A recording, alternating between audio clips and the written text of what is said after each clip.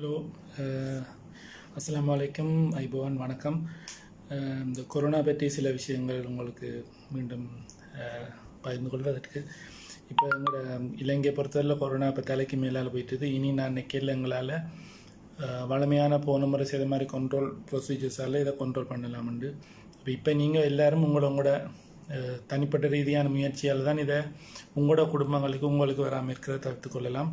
மற்றபடி அரசாங்கத்தால் சௌக்கிய இதுகளால் பெரிய அளவில் ஒன்றும் செய்யலாம். 2000-3000 வந்துட்டுனால் அதுக்கு பிறகு ஒவ்வொரு நோயாளிக்கும் அவரோட சம்மந்தப்பட்ட குடும்பத்தோட சம்மந்தப்பட்ட ஆக்கள் 2-3 நிலை ஆக்களும் ஒன்றுமே செய்யலாது. இப்போ இந்த நிலைமை தாண்டி போயிட்டு அப்போ இப்போ இனி உங்களோட கையில் தான் இருக்குது. இப்போ நீங்கள் செய்ய வேண்டிய முக்கியமான விஷயங்கள் அங்கே வெள்ளனே சொல்லியிருக்க நிறைய விஷயங்கள். மாஸ்க் போடுறது, கையில் தேவையான இதில் பாவிச்சு கையை கழுவிக்கொள்வது, தேவையில்லாம் வழியில் போகாமல் இருக்கிறது. அதுக்கு மேலதிகமாக இப்போ நாங்கள் வேறு என்ன செய்யலாம், இப்போ வருத்தம் வர்றதை தவிர்த்து கொள்வதற்கு என்ன செய்யலாம்னு சொல்லி பார்ப்போம். அப்போ முதலாவது விஷயம் நான் நேற்று சொன்ன மாதிரி இந்த குளிரான உணவுகள், ஃப்ரிட்ஜில் வைக்கிற உணவுகளை வேண்டாதீங்க. ஐஸ்கிரீம் வேண்டாதீங்க, பால் பேக்கெட் வேண்டாதீங்க, குளிர் பானங்கள் வேண்டாதீங்க. ஃப்ரிட்ஜில் வச்சு குளிரான பொருட்கள் ஒன்றுமே எடுக்காதீங்க. அது முக்கியமான விஷயம்.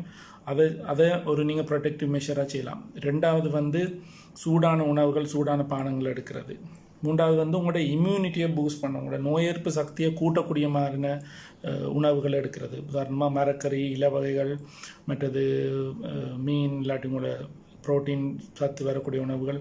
அப்போ அந்த உணவுகள் எடுக்கிறது. மற்றது ரெகுலராக கொஞ்சம் மைல்டான எக்ஸசைஸ், சரியான ஹார்ட் எக்ஸசைஸ், ஜிம்முக்கு போகிற மாதிரி எக்ஸசைஸ் செய்யாமல் மைல்டான எக்ஸசைஸுகள் பாடியை ஃப்ரெஷ்ஷாக வச்சுருக்கிறதுக்காக. மற்றது நிறைய வார்ம் லிக்விட்ஸ் எடுங்க. உடம்புல தண்ணீர் தன்மை குறையாமல் இருக்கிறதுக்கு லிக்விட்ஸை எடுங்க, வார்மான லிக்விட்ஸ் எடுங்க விட்டு இருக்கிறார்கள். மற்றது ஸ்லீப், ஒரு 6 to 8 hours ஸ்லீப்பாவது மினிமம். நீங்கள் ஒரு 6 hours ஸ்லீப், நித்திரை முக்கியம். என்று சொன்னால் உங்களோட நித்திரை உங்களோட இம்யூனிட்டியை பூஸ்ட் பண்ணும், உங்களை ரெஸ்ட்டாக வச்சுக்கொள்ளும். அப்போ ஸ்ட்ரெஸ்லேருந்து உங்களை ரிலீவ் பண்ணிக்கொள்ளும். மற்றது சந்தோஷமாக இருங்க, ஒன்றும் செய்யலாது. இனி இது வந்துட்டுது, நீங்கள் வீட்டிலேருந்து கவலைப்படுறதாலே அழுகிறதாலே ஒன்றையும் மாற்றலாது. எங்களுக்கு மாற்றக்கூடிய நிலைமை இருந்த நேரம் நாங்கள் ஸ்ட்ரெஸ் ஆகி எதுவும் செய்து கொள்ளலாம். இப்போ மாற்றக்கூடிய நிலைமை தாண்டிட்டு, இப்போ வெளிநாடுகள் மாதிரி இந்தியா மாதிரி எங்களோட நாடுக்கும் இந்த வருத்தம் தொற்றும் பரவும். இதுக்கு நாங்கள் கர்ஃபியூ போட்டு நிப்பாட்ட மேலே அப்படி நிப்பாட்டு வலிக்கிட்டாலும் எக்கனமி சரியாக டவுன் ஆகும். ஆக்களுக்கு தங்களுடைய வாழ்வாதாரத்தை செய்யலாம் போகும். அதால் கர்ஃபியூன்றது நான் நிற்கல சாத்தியம்னு சொல்லி அதை மாதிரி உங்களோட வீட்டில் இருப்பாங்கன்னா வயோதிபர்கள், அவங்கள கொஞ்சம் பாதுகாத்து கொள்ளுங்க. அவங்களுக்கு சீனி இருக்குமெண்டா, ப்ரெஷர் இருக்குமெண்டா, கொலஸ்ட்ரால் இருக்குமெண்டா, ஹார்ட் டிசீஸ் இருக்குமெண்டா, அதுக்குரிய மாத்திரைகளை எடுத்து வச்சுக்கொள்ளுங்க. அந்த மாத்திரைகளை சரியாக எடுக்க வைங்க. மற்றது அதுக்குரிய கண்ட்ரோலிங் மெஷர்ஸு, சாப்பாடுகளை கவனமாக எடுக்கிறதுக்குரிய, வருத்தம் இருக்கிற ஆக்களுக்குரிய மெஷர்ஸையும் எடுத்துக்கொள்ளுங்க. அதே மாதிரி ஒரே அடியாக வீட்டில் இருக்கைக்குள்ள நீங்கள் ஸ்ட்ரெஸ் ஆகிறது சான்ஸ் இருக்குது, மனநீதியாக. இப்போ அதுக்காக நீங்கள் இடையில ஃபிலிம்ஸ் பார்க்கலாம், வீட்டாக்களோட சேர்ந்து காய்க்கலாம், கேம்ஸ் விளையாடலாம். வீட்டுக்குள்ளே இருக்கிற ஆக்களோட ஓரளவுக்கு டைமை ரிலாக்ஸாக ஸ்பெண்ட் பண்ணுங்கள். ஸோ இந்த முக்கியமான விஷயம் எனக்கு தெரிஞ்ச மட்டில் இந்த ரெஸ்பிரேட்டரி இன்ஃபெக்ஷன், நுரையீரல் சம்மந்தமான, தொண்டை சம்மந்தமான இன்ஃபெக்ஷனுக்கு குளிரான ஆகாரங்கள் கூடாது.